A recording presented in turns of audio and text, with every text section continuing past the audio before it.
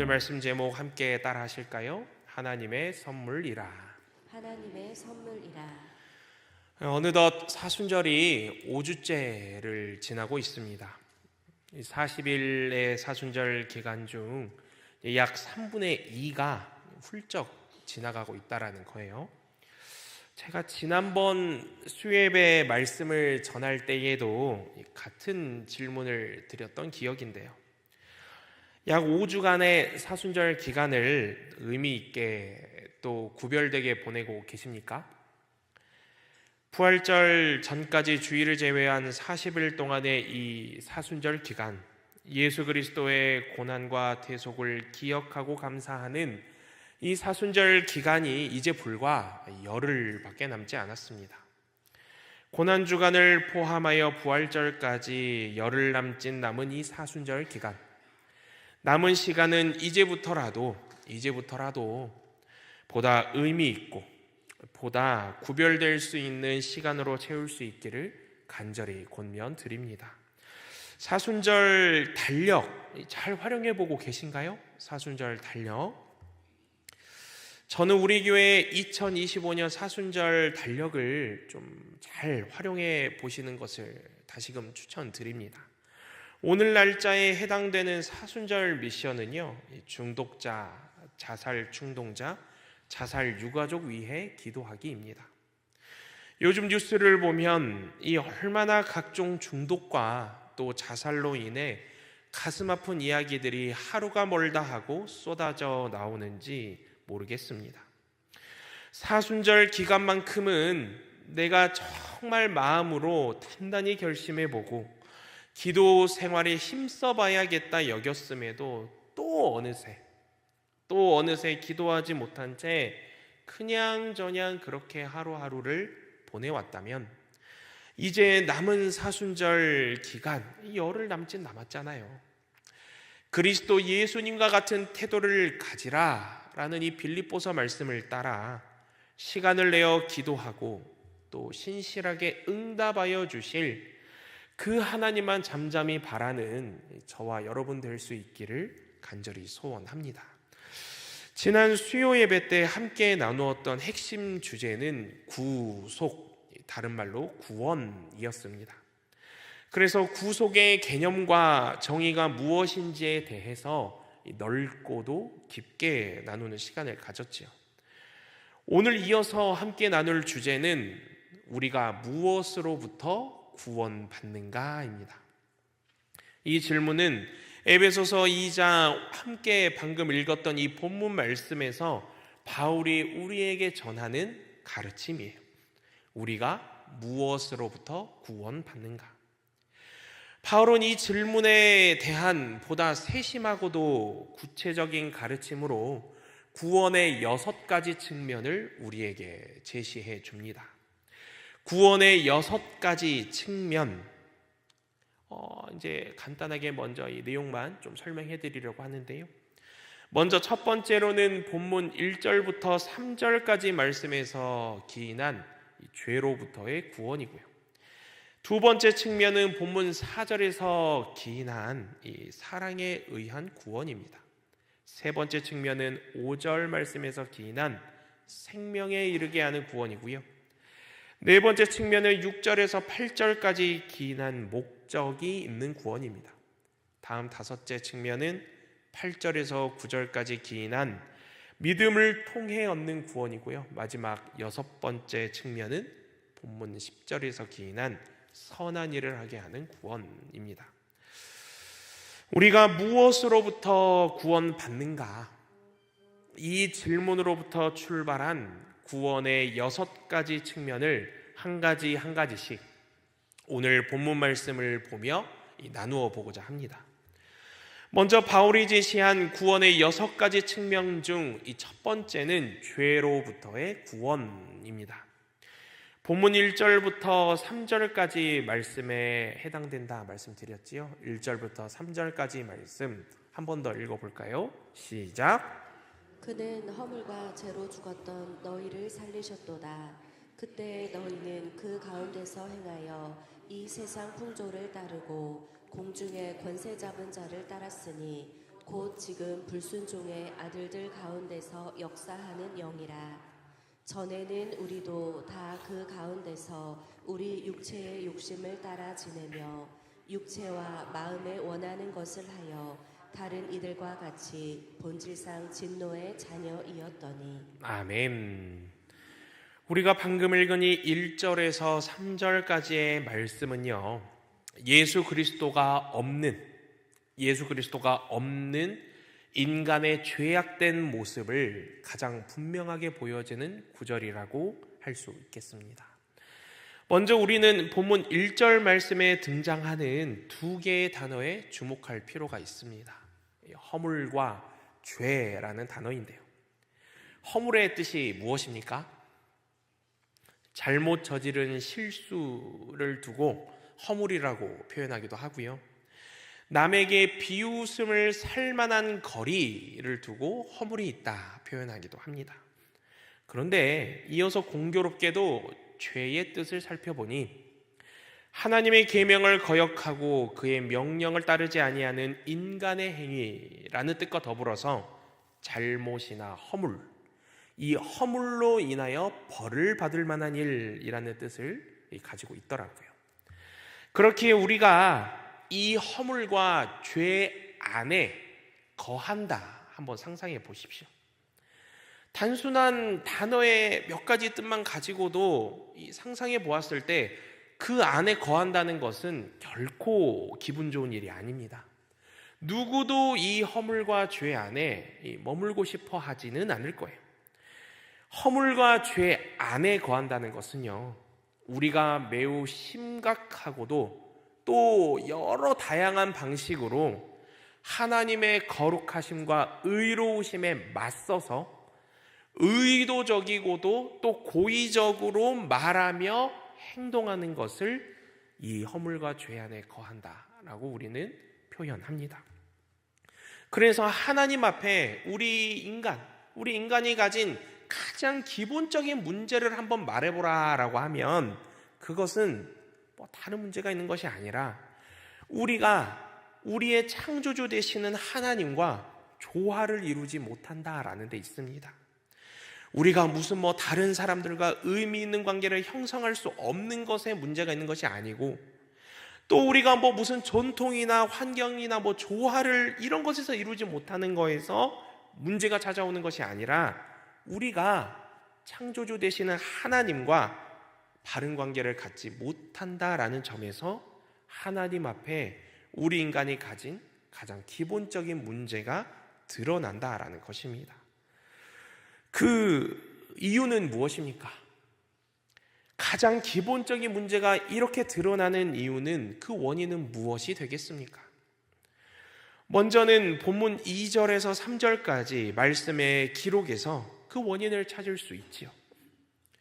2절을 다시 보십시오. 허물과 죄 가운데에서 이 세상의 풍조를 따라 살았다라고 합니다. 불순종의 자식들 가운데서 역사하는 영을 따라 살았다라고 해요. 이어서 3절도 보십시오. 모두 육신의 정욕대로 살고 육신과 마음이 바라는 대로 행하여 다른 사람들과 마찬가지로 날 때부터 진노의 자식이었다라고 합니다. 3절에서 말씀하는 두 단어, 육체 또 마음, 이 단어가 보이죠. 육체와 마음에 담긴 뜻은 무엇이겠습니까? 육체는 사람이 무엇이든 좋게 느껴지는 것, 그러니까 사람이 내가 좋게 느껴지는 것을 하도록 내버려 둘 때 찾아오는 방탕한 삶을 가리켜서 육체라고 합니다. 마음은 무엇이겠습니까?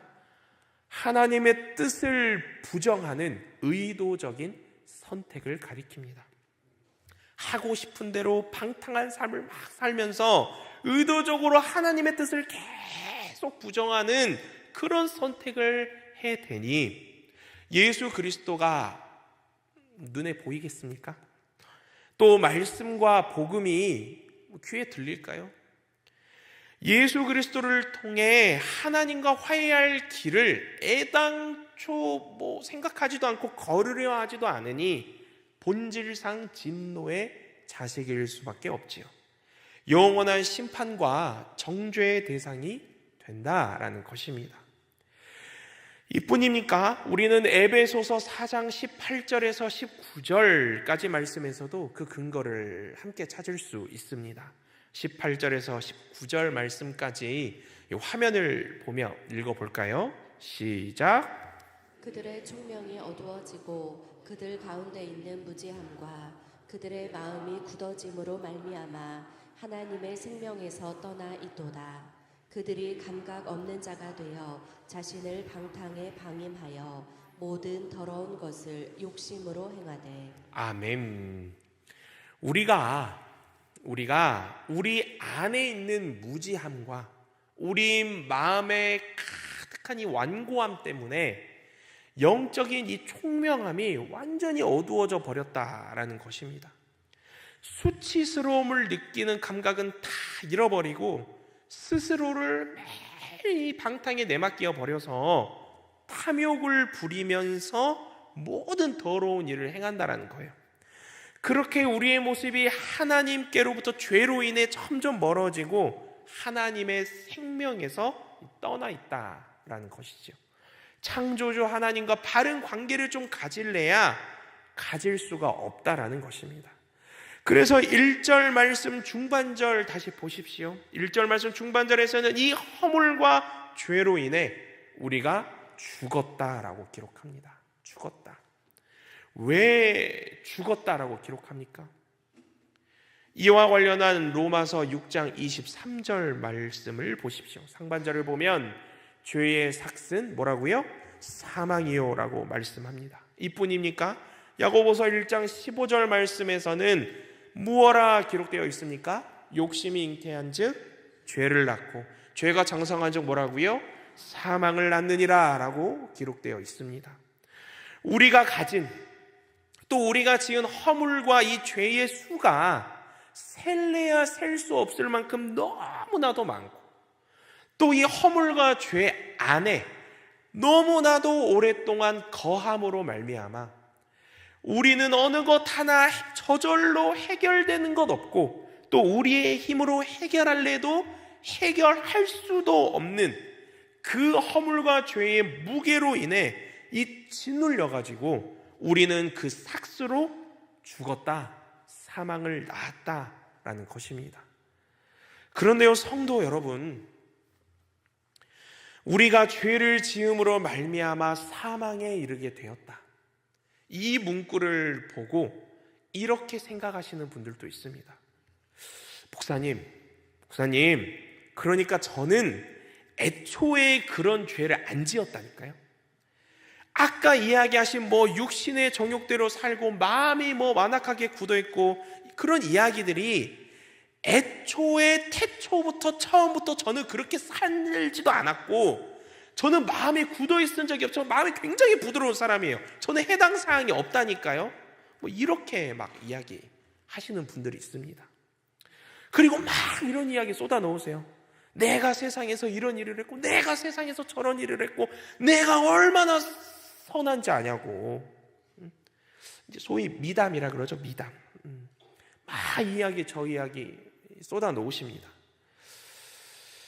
저는 여기에 이렇게 답변 드리고 싶습니다. 하나님 없는 사람도 인간적으로 선한 일을 할 수 있다고요.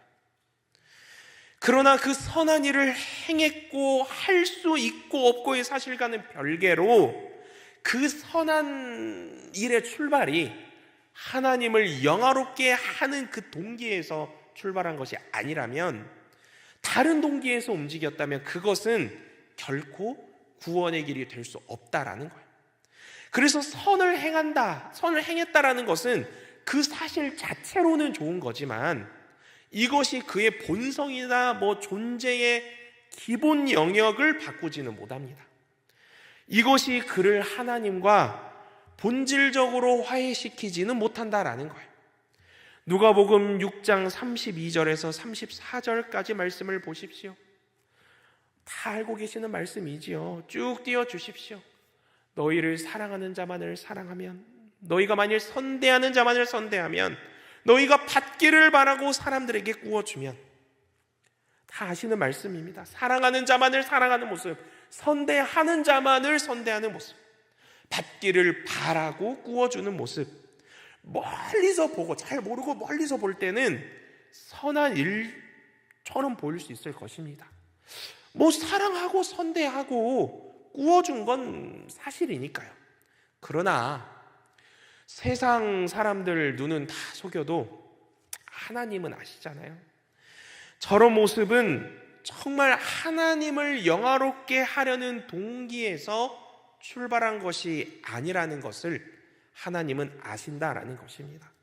누가복음 11장 13절 상반절 말씀도 보십시오. 너희가 악할지라도 자식에게 좋은 것으로 줄 줄 알거든. 하나님 없는 사람도 인간적으로 선한 일을 할 수 있다라는 거예요. 또 저런 모습은 하나님을 영화롭게 하려는 동기에서 출발한 것도 아니다라는 것입니다. 이처럼 선을 행함은 다른 사람들에게 유익을 주기도 하고요, 또 하나님을 기쁘시게 하기도 합니다. 또 인생을 아름답게 만들어가는 바른 방향으로 내딛는 걸음일 수 있습니다. 그러나 이런 걸음을 수백 보, 수천 보, 수만 보 내딛더라도 이것이 곧 구원의 본질적인 길이 되어서 하나님과 가까워지고 화해되는 길이 아니다라는 거예요. 죄인을 하나님과 단절시키는 것은 죄인의 죄악된 상태 그 자체라는 것입니다. 마찬가지로 그 죄인이 행하는 구체적인 이런저런 선한 행위가 그를 하나님과 화해시키는 결정적인 도구가 되지 않는다라는 거예요. 다시 본론으로 돌아와서, 그래서 허물과 죄로 죽었다라는 것은 우리 육신의 상태가 살아있다라고 하더라도 이는 곧 죽었다라는 사실과 관련이 있습니다. 육체적으로는 살아있을 적이라도 영적으로는 죽었다라는 거예요. 육체는 식이요법으로 건강식 음식 웰빙 막 먹고 운동으로 몸짱이 되었다라고 한들 영적으로는 웰빙이고 운동이고 하나 제대로 돌아가는 게 없어서 마치 햇볕이 쨍쨍 내리쬐는 사막 광야 한가운데 메말라버린 숲풀과도 같이 죽은 상태와도 같다. 영적으로 그러한 것을 하지 않으면 이러한 모습과도 같다라는 것입니다. 그래서 영적으로 죽은 사람은요, 영적인 삶을 살아가기는커녕 영적인 것들에 조차 반응할 생명이 없습니다. 아무리 하나님께 사랑을 받고 아무리 하나님께 보살핌을 받아도 또 아무리 가슴 뭉클할 만한 말을 듣는다 하더라도 내가 그 모든 것에 반응할 수 없다라는 것입니다. 영적으로 죽은 사람은 하나님과 단절되어 있고 생명과도 단절되어 있기 때문입니다. 반응할 능력이 없다라는 거예요.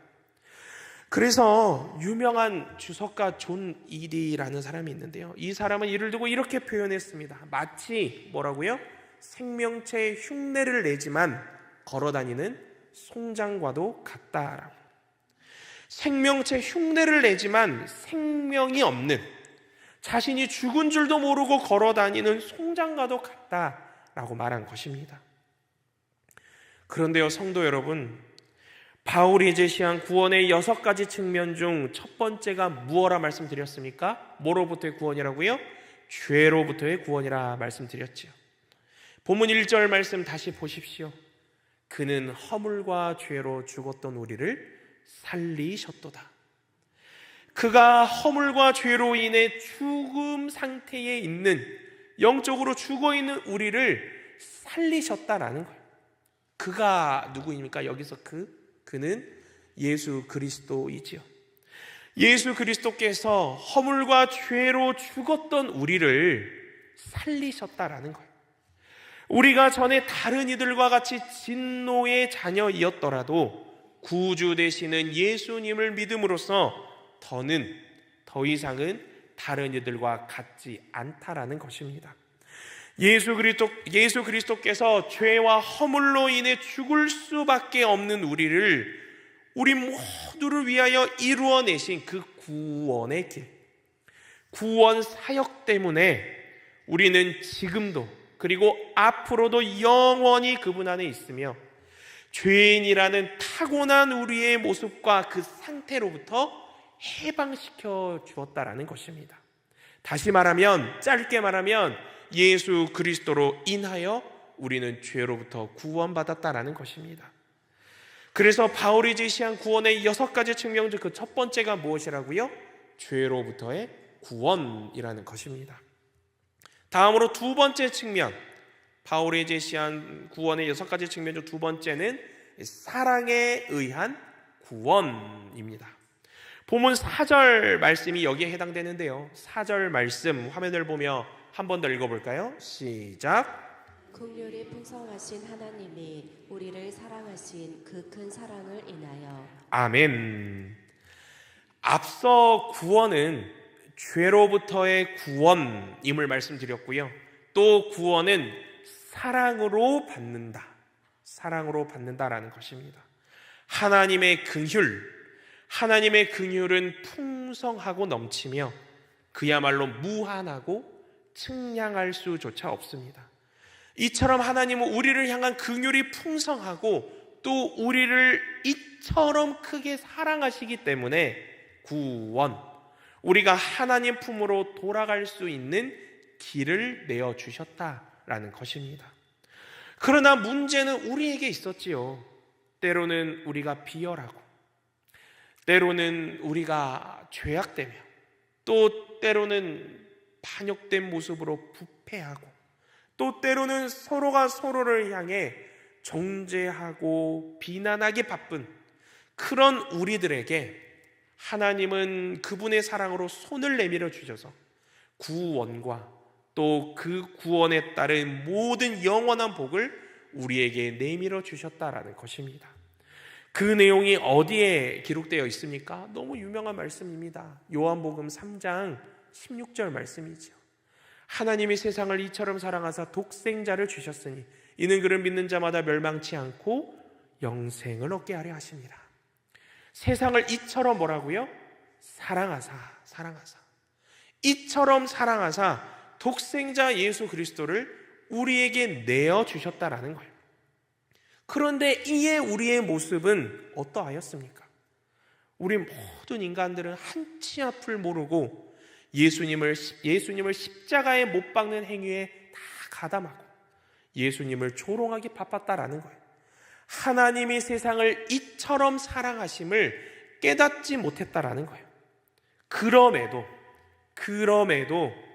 하나님의 긍휼과 하나님의 이 사랑은 하나뿐인 아들 예수님의 십자가 죽음으로 성취된 그 하나님의 의에 우리가 참여할 수 있는 그 놀라운 길을 내어주셨다라는 것입니다. 하나님은 자신에게 이만큼 이들을 사랑하셨을 뿐만 아니라 이들을 위해 죽을 만큼 사랑하셨다라는 것입니다.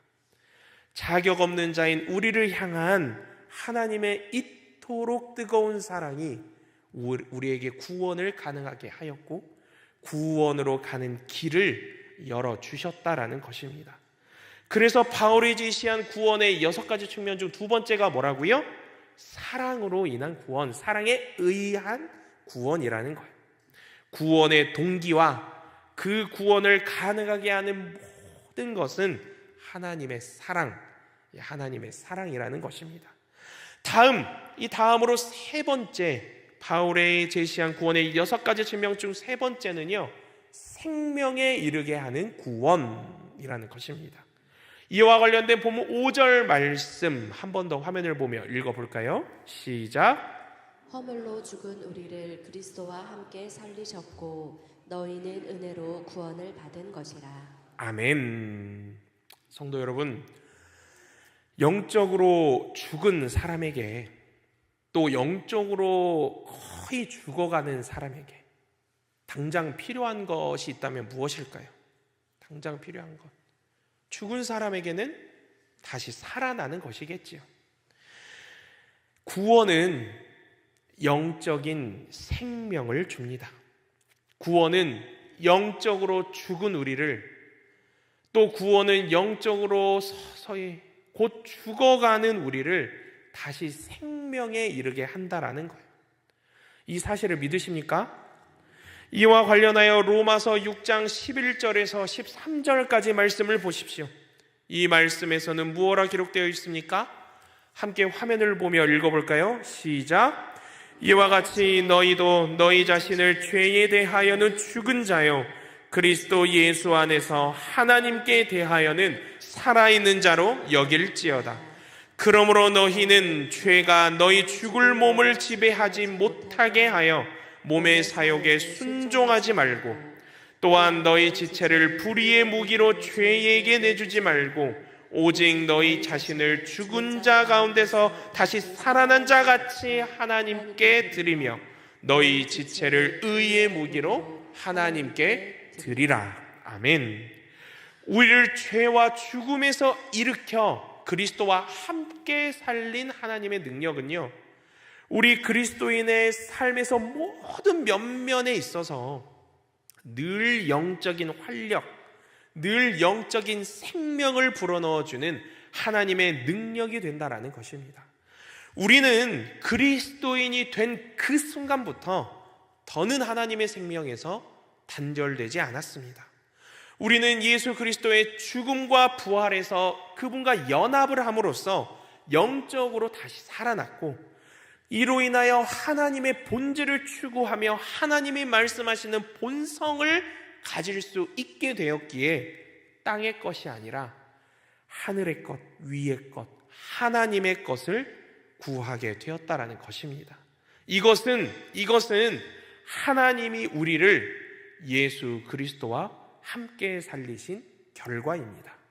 영적으로 죽은 우리를, 영적으로 곧 죽어가는 우리를 다시 생명에 이르게 하신 하나님의 놀라운 계획이자 섭리라는 것입니다. 그래서 바울은 로마서 6장 8절 말씀에서 뭐라 말씀합니까? 만일 우리가 그리스도와 함께 죽었으면 또한 그와 함께 살 줄을 믿노니 라고 말합니다. 갈라디아서 2장 20절 말씀에서는 또 바울이 무엇라 이야기합니까? 20절 말씀 화면을 보며 읽어볼까요? 시작. 내가 그리스도와 함께 십자가에 못 박혔나니 그런즉 이제는 내가 사는 것이 아니요 오직 내 안에 그리스도께서 사시는 것이라. 이제 내가 육체 가운데 사는 것은 나를 사랑하사 나를 위하여 자기 자신을 버리신 하나님의 아들을 믿는 믿음 안에서 사는 것이라. 아멘. 이제 사는 것은 내가 아니다. 그리스도께서 내 안에 사시는 것이다. 바울은 우리의 새 생명을 우리 안에 사시는 예수 그리스도의 생명과 분리할 수 없다라고 말하는 거예요. 그렇게 우리는 영적으로 죽은 우리를 다시 생명에 이르게 하신 하나님께 기쁨을 드리지 않고서는, 기쁨이 되지 않고서는 살아갈 수가 없다라는 것입니다. 바울이 제시한 구원의 6가지 측면 중 3번째가 무엇이라고요? 생명에 이르게 하는 구원이라는 거예요.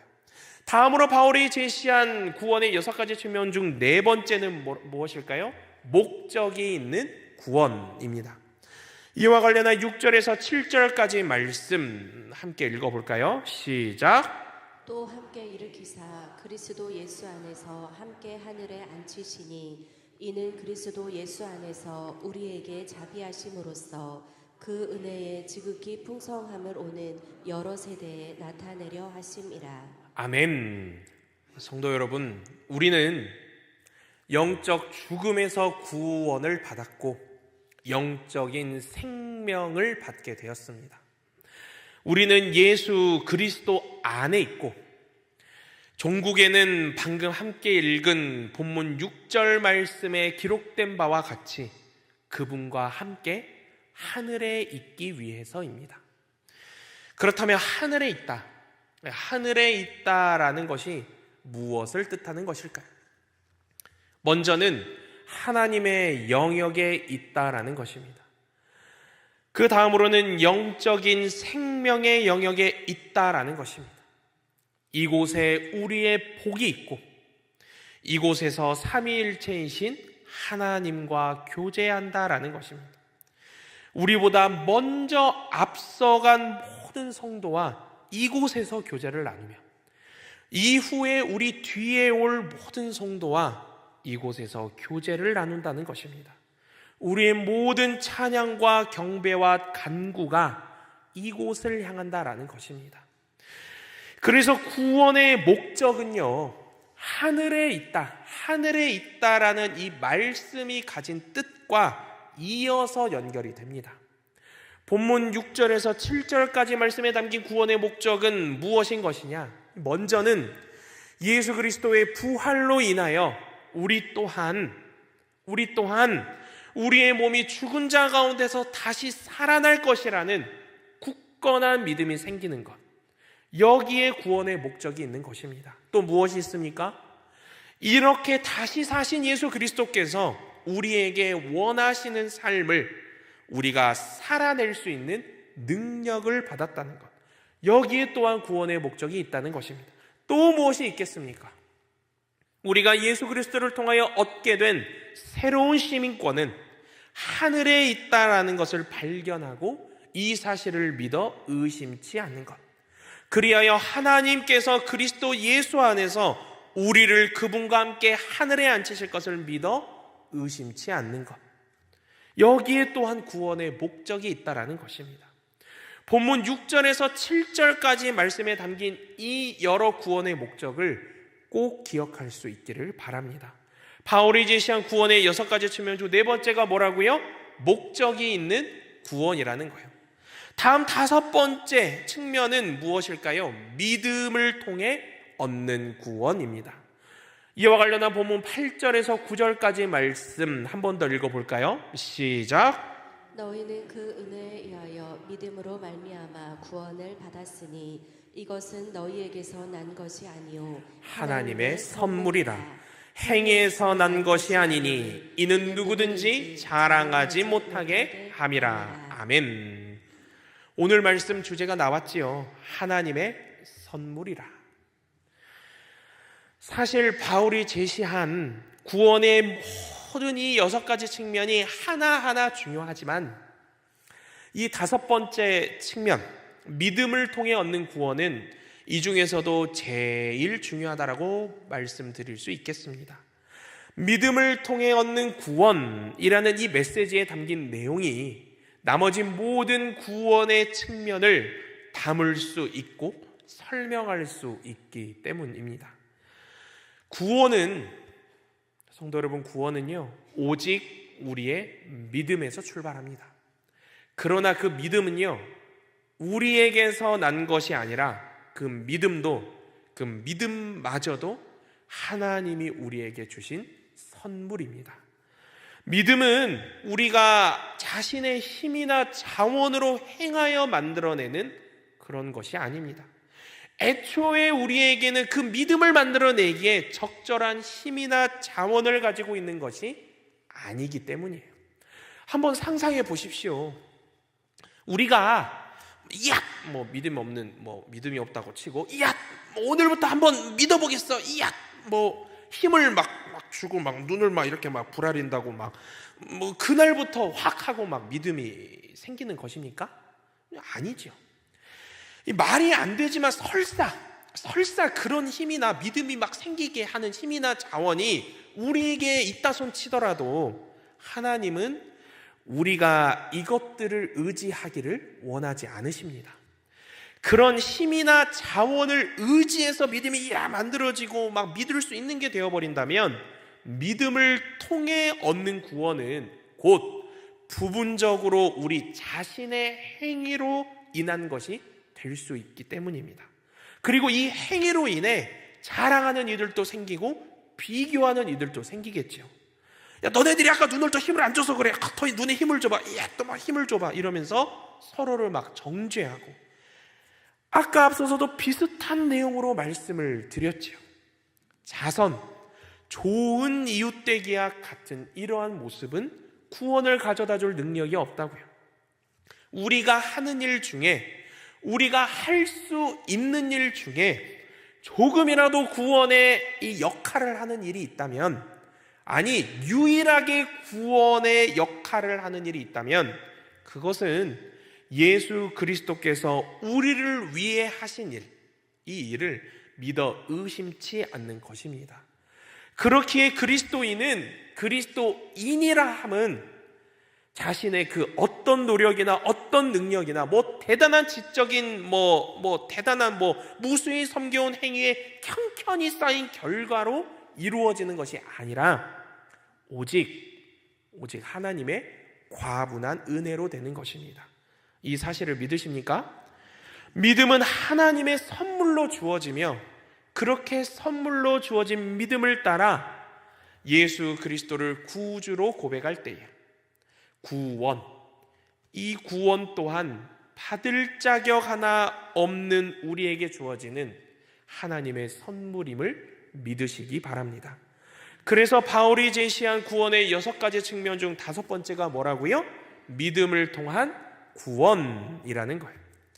다음으로 바울이 제시한 구원의 6가지 측면 중 마지막 번째는 선한 일을 하게 하는 구원입니다.